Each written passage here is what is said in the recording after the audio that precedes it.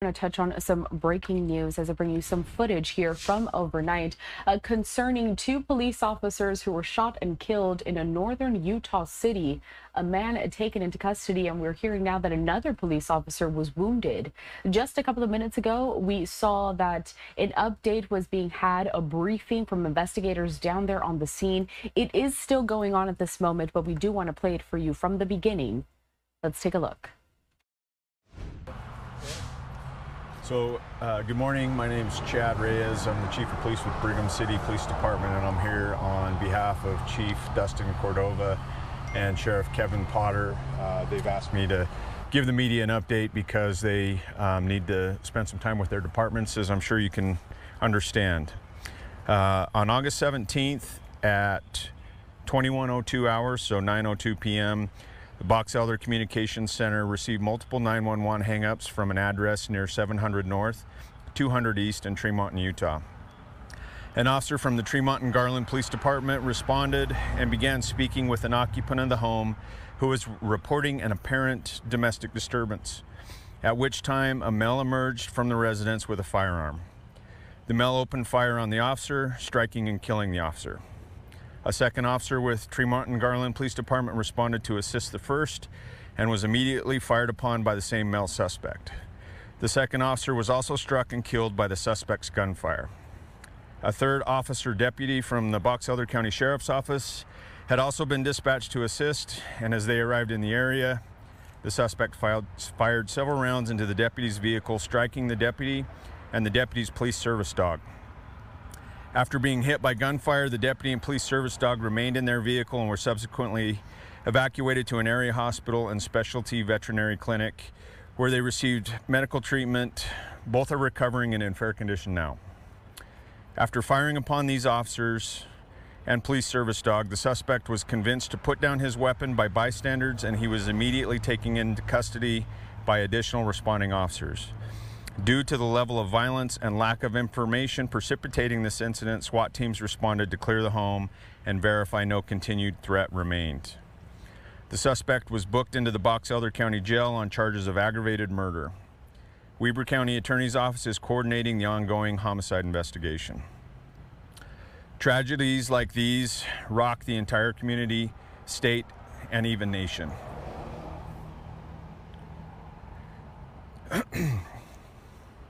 These officers and their families served their community every day and will forever be remembered as heroes. Our thoughts and prayers are with the Tremonton Garland Police Department, Box Elder County Sheriff's Office, and the family of those involved. We're grateful for the swift response from multiple agencies from Box Elder, Weber, and Cache counties. And I'll answer any questions. Hard not to notice the emotions as you're reading through that. And how are your officers, and more importantly, the Tremonton Garland officers, handling all this right now? As you can imagine, like I said, it rocks an entire community, especially the police department. As I mentioned at the beginning of this, Chief Cordova asked me to be here so he could be with his department and his family and take care of their needs as much as one can in a situation like this. Can you identify the names of the officers who were killed? We're not ready to do that just yet. What about the shooter? He's been booked into jail, but we're not releasing his identity yet either. We're kind of coordinating with Weber County Attorney's Office, and also Chief Cordova has expressed his desire to come out and give a statement. He's just not ready to do that yet, and so I'm just kind of giving as vague but as much information as I can until he's ready to give more.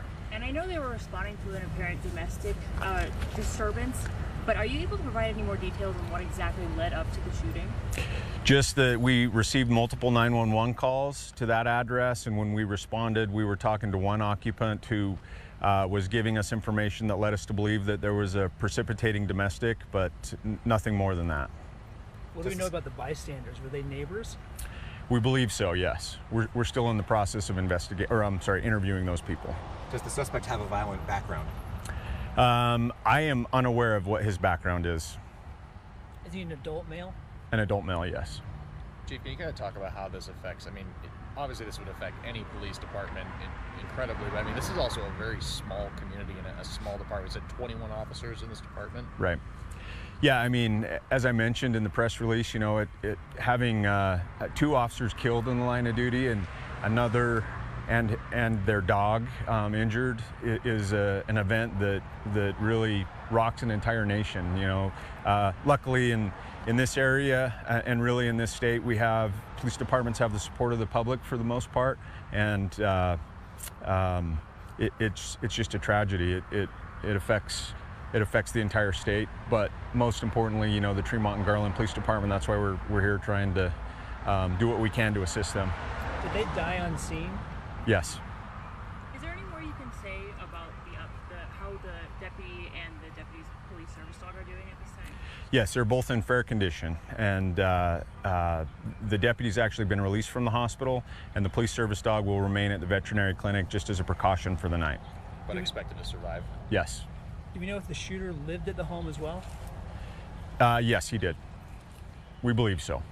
We know these domestic violence calls can be so volatile. What can you tell us about these types of calls? They really are unknown. We don't know what we're walking into, and they are one of the most dangerous events we can be dispatched on. And like I said, these officers have been doing this. They you know, took an oath to protect and serve their communities, and that's what they were doing. And they knew the dangers going into this, and unfortunately, they paid the ultimate price. Can you tell us how long they served? I don't know the exact answer to that. And can you tell us, you know, this, like we were talking about, this community is pretty tight and it is small. So something like this, what should people do to kind of get through the day? Anything that the community should do to support each other? Anything they should know?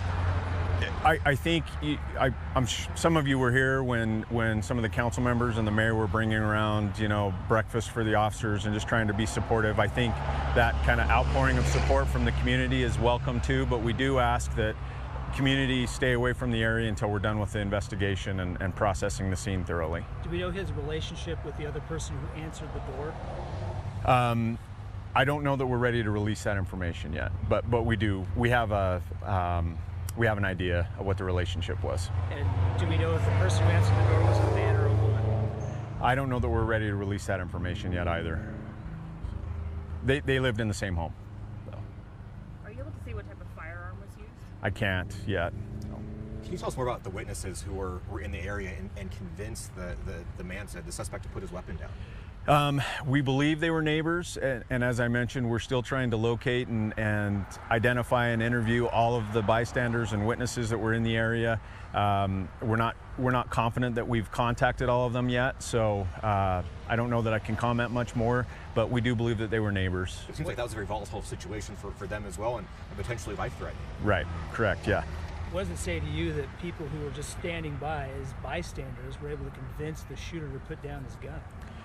You know, I think that we've talked a little bit about community and the tight-knit group here. I think those acquaintances and relationships probably played a key role into that, into getting him to put down his weapons and surrender. Do you know an age range of the suspects? I don't. Do you know an age range? Did not get an age range at all. I'm sorry. I don't know that. I just know an adult male, over 20 at least. So. It seems like a lot of agencies from around the area are coming together here. Tell us about your relationships between these various agencies. Yeah, so Box Elder County the entire county is a pretty tight-knit community, and we all share the same dispatch and CAD system, and so when an incident like this occurs, you know, it's all hands on deck and try to support our sister agencies and brother agencies as much as we can. Do we have any idea how many officers from those agencies as a total responded? I can't say an exact number, but I'll say that we had even officers, as the press release mentions, from Cache County, Logan City, Weber, Ogden. I would estimate there were probably upwards of 40 to 50 officers here. And do we know what's going on right now on the scene as far as what's happening here at the investigation? So we're in the process of processing the scene, which includes obtaining search warrants and diagramming, processing forensics, everything else that goes into a case like this, and we'll probably be here for several more hours. Is this road closed? Sorry. Are you able to say anything about the procession earlier today? We were kind of following on our cameras. Yeah, so that is customary. As I mentioned, these officers are definitely heroes, and we want to afford them that respect. And so that's a tradition that law enforcement has, to honor those that pay this type of price. And so a lot of agencies from around the state have assisted us in doing that. Have the search warrants been obtained to go in the home at this point? I can't speak to that because I don't know the answer, but I know that they've been applied for, yes. Do you know if the first officer responded by themselves, or were they with a partner at that point? The first officer arrived here alone, shortly followed by the second. Any other questions? I appreciate you guys being out here. Is this road going to be closed for a while? We're actually going to condense the crime scene down one more block, but that'll be closed for, as I mentioned, several hours today still. And we were talking a little bit earlier about how many times, an officer-involved shootings happen in this area. Is it something that you guys have seen before, or is it the first one that's kind of rocking this area? I'm not aware of any other officer-involved shootings that resulted in this kind of injury to law enforcement that have occurred in Box Elder County recently. I believe this is one of the first, and Detective Beck might be able to speak better to that. I think that the Box Elder County Sheriff's Office had an officer-involved shooting in 2012 or 2013, but the officer was not injured. Anything else you'd like to add, Chief?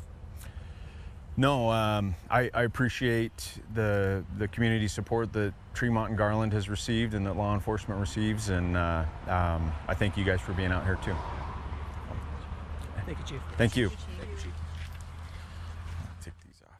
And that was the latest update that we had just moments ago. Investigators down there on the ground in Tremonton, Utah, 2 officers killed after they were shot. On your screen, you also have this, and bringing you a closer look at some of the scene footage from overnight. Now, the officers were responding to a domestic disturbance call on a Sunday in that neighborhood.